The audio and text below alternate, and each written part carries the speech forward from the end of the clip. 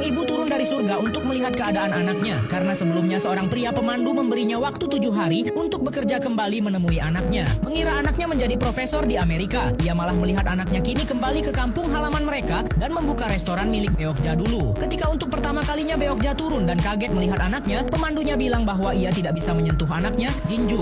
Jinju juga tidak akan bisa melihat atau mendengar ibunya ini. Seseorang datang mengunjungi kedai Jinju. Hidangan yang ia sajikan adalah sup kimchi pedas yang pernah diajarkan Beokja dulu. Beokja yang melihat anaknya memasak kagum karena betapa telatennya ia membuat makanan tersebut persis seperti dulu dirinya membuatnya. Dan ketika pengunjung itu mencicipinya, makanan tersebut habis tak bersisa. Sehari-hari Jinju sering mengunjungi sahabat ibunya dulu. Orang-orang desa heran melihat Jinju yang kini memilih hidup di desa, meninggalkan profesinya. Dulu Jinju adalah wanita yang dingin. Setiap hari ketika ibunya mencoba menyuruhnya pulang, ia selalu beralasan sibuk. Kini Jinju malah kembali dan ibunya yang sudah meninggal heran melihat anaknya menjalani kehidupan seperti dirinya dulu. Jinju membuat kopi yang bijinya ia bakar sendiri, kemudian menggilingnya, lalu menyaringnya untuk diminum. Malam itu ketika Beokja menemani anaknya, tiba-tiba Jinju terbangun dan keluar rumah berlari ke arah jalanan. Jinju berteriak bahwa ia merasa sesak dan meminta tolong kepada ibunya. Esoknya ibu Jinju menemani Jinju ke sebuah klinik yang ternyata di sana Jinju bertemu seorang psikiater. Ibunya baru tahu bahwa Jinju mengalami depresi sejak dirinya tiada. Dulu mereka begitu miskin sampai-sampai ibu Jinju terpaksa menitipkannya kepada paman mereka dan bekerja di rumah orang lain. Hal itulah yang membuat hubungan Jinju dan ibunya berjarak sampai ketika ia sedang berkuliah di Amerika mendapat kabar bahwa sang ibu meninggal dunia. Hari itu Jinju kedatangan sahabatnya dari kota. Ketika sampai di rumah, Jinju mendapati para tetangga berdemo di rumahnya. Jinju tetap tenang, bahkan ia membuat sebuah hidangan yang terlihat lezat untuk kemudian menyajikan mie itu kepada para pendemo ini. Ternyata rumah Jinju akan dibuat lapangan golf, namun Jinju menolak. Ujung-ujungnya para pendemo ini memilih mencicipi makanan Jinju yang rasanya begitu enak. Jinju bersama sahabatnya sedang mencoba membuat dumpling yang dulu sering ia buat bersama ibunya ketika kecil. Jinju membuat beberapa bahan dan menambahkan lobak karena ibunya dulu begitu miskin jadi tidak tahu rasa asli dumpling. Karena dulu tidak pernah bertanya, Jinju mencoba berkali-kali resep seperti yang dibuat ibunya dan beberapa kali mencoba rasanya belum mendekati milik ibunya dulu. Sampai hari itu ia menemui sahabat ibu Jinju yang berkata bahwa rasa lobak yang manis adalah kuncinya. Akhirnya Jinju membuat ulang masakan dumpling itu dan menemukan rasa yang selama ini ia cari. Bahkan sahabatnya sampai kaget mencicipi dumpling yang enak itu. Ibu Jinju sebenarnya masih kesal kenapa anaknya hidup seperti ini dan meninggalkan pekerjaannya sebagai profesor. Ternyata Jinju tidak berhenti, ia hanya cuti dan kalau ia ingin kembali, ia tetap bisa menjalani profesinya seperti kemarin. Dulu saat Jinju SMA, ia pernah diajak ibunya berkunjung ke rumah tempat ibunya bekerja, di mana ibunya memasak banyak sekali makanan. Namun tidak disangka tuan rumah kembali lebih cepat dan mereka melihat ada Jinju sedang makan di rumah mereka. Tuan rumah menyuruh anak-anaknya kembali ke kamar dan di sanalah untuk pertama kalinya Jinju dan ibunya direndahkan oleh pria ini. Jinju pulang dalam keadaan kesal dan ibunya